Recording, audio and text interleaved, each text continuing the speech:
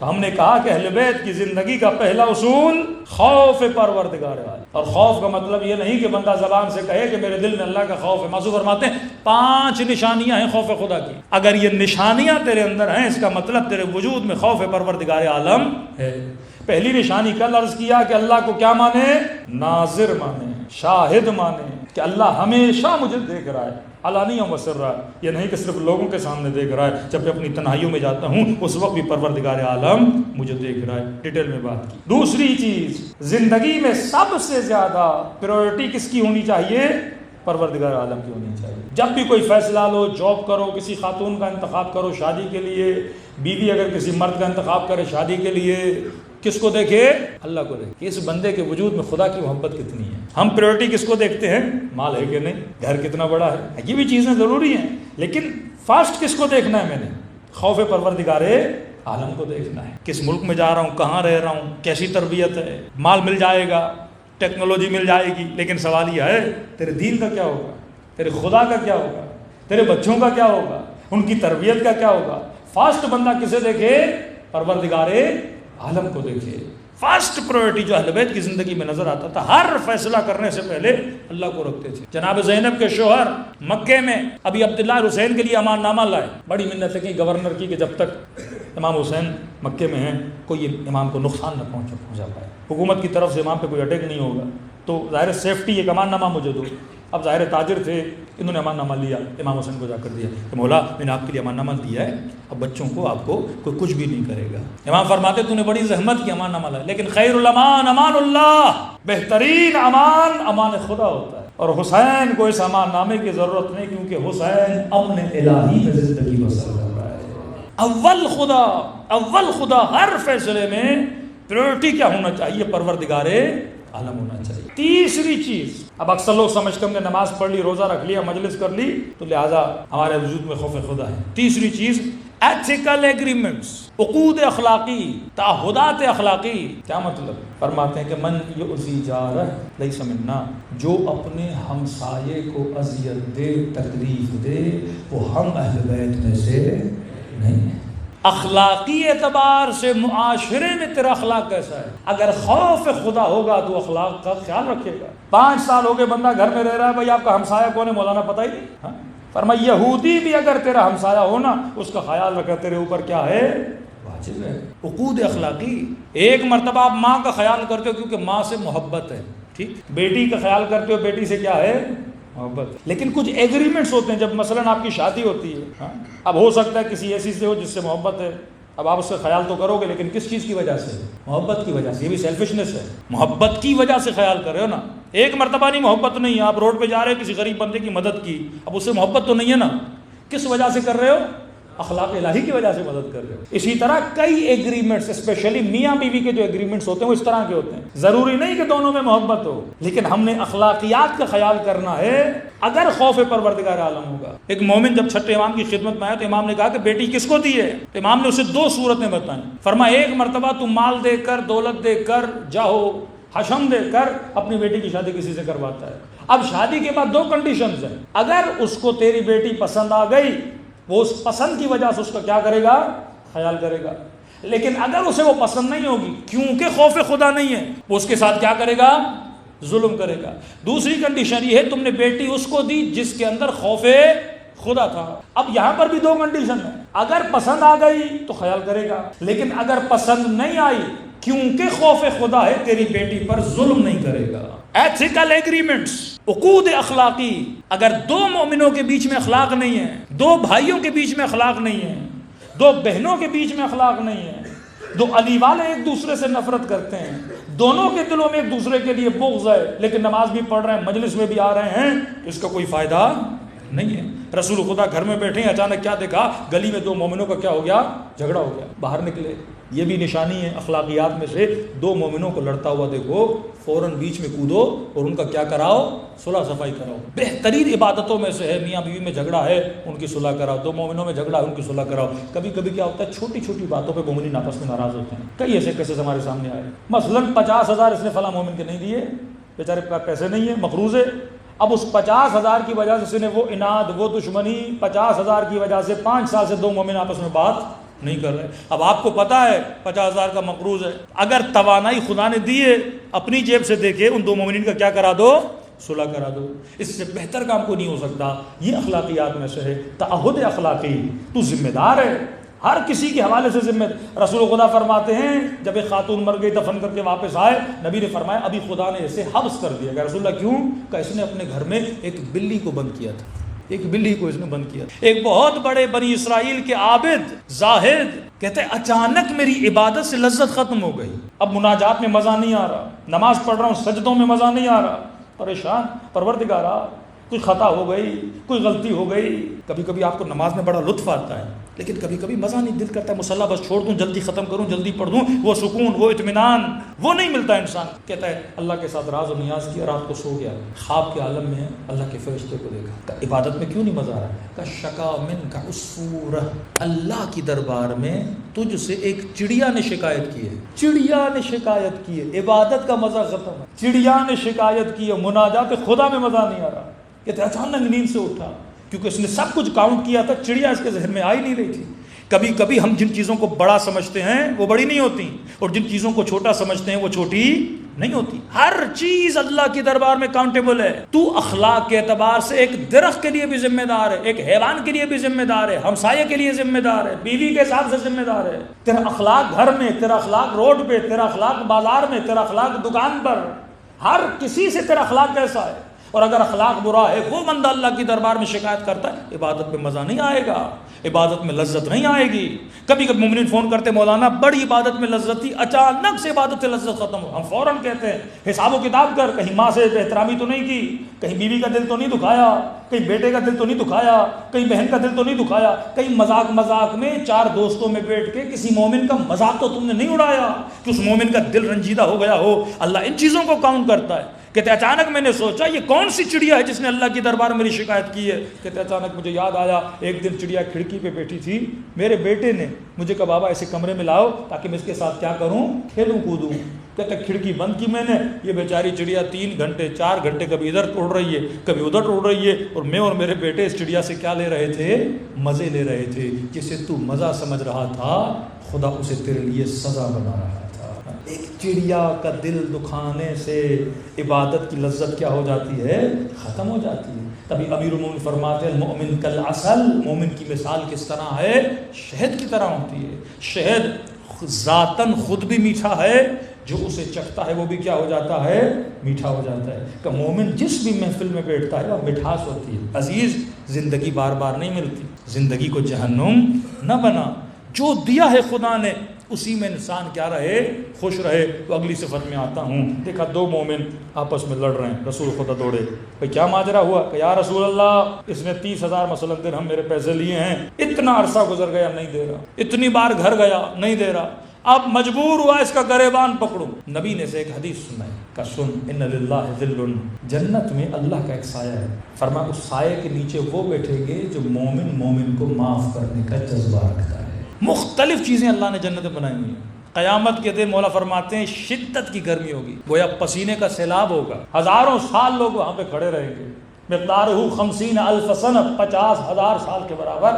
ایک ہی دن ہے قیامت, 10 دن نہیں ہے, لیکن ہے 50,000 سال کے برابر. فرمایا اس دن ایک اللہ کا سایہ ہوگا, ایک سائبان ہوگا.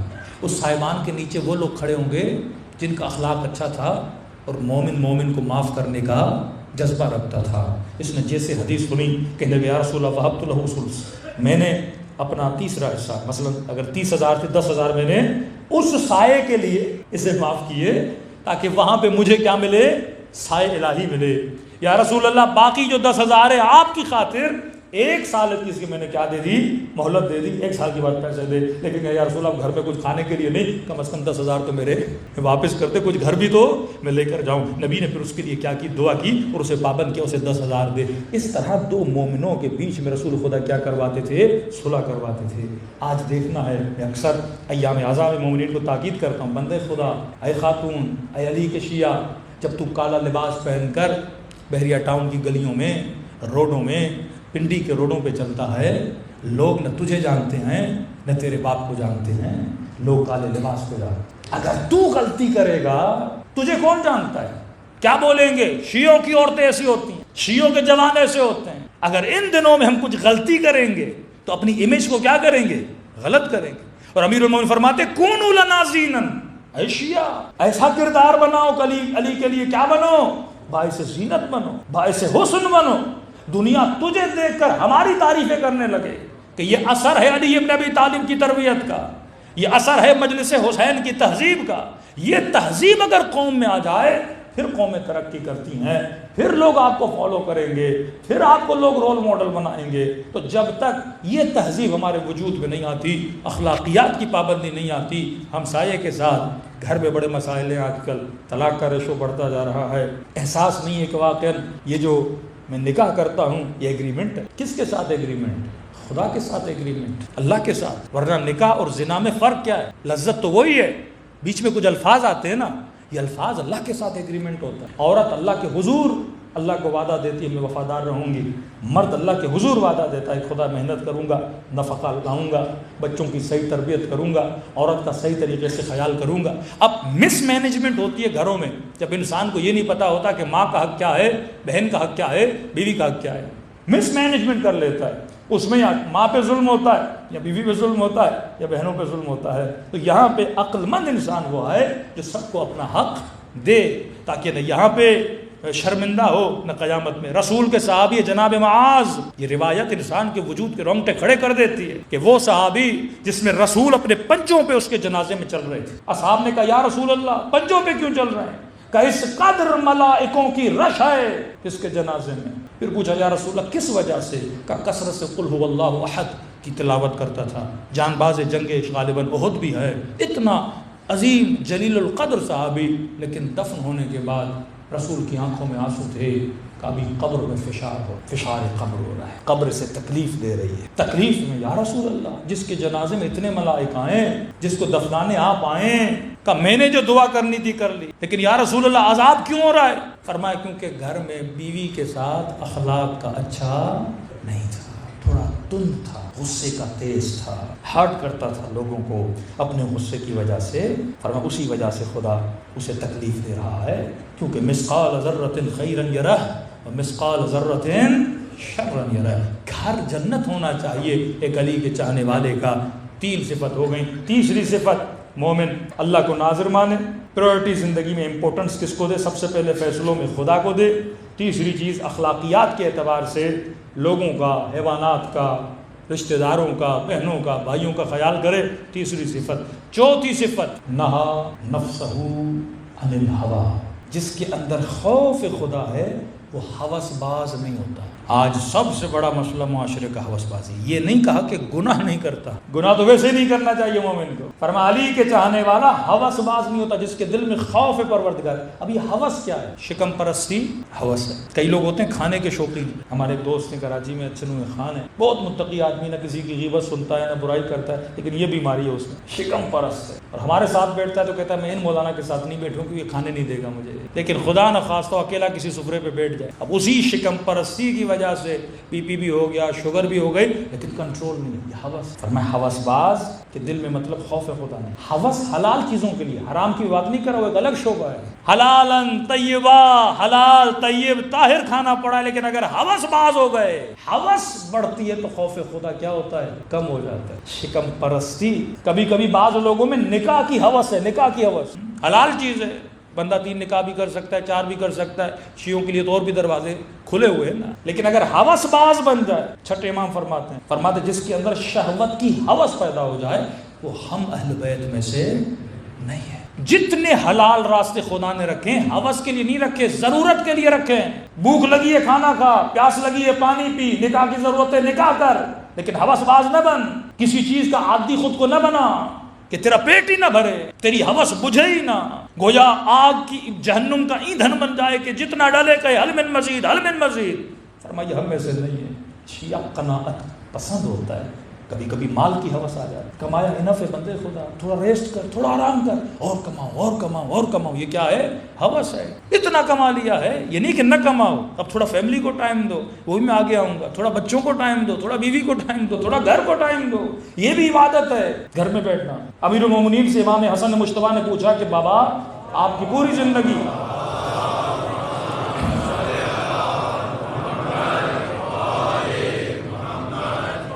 آپ کی زندگی تربیت رسول خدا میں گزری ہے. بابا میرے جد زندگی کیسے گزارتے تھے؟ امام نے فرمایا اپنے وقت کو چند حصوں میں رسول خدا تقسیم کرتے، جزءا للہ، جزءا لأہلہ، جزءا لنفسہ.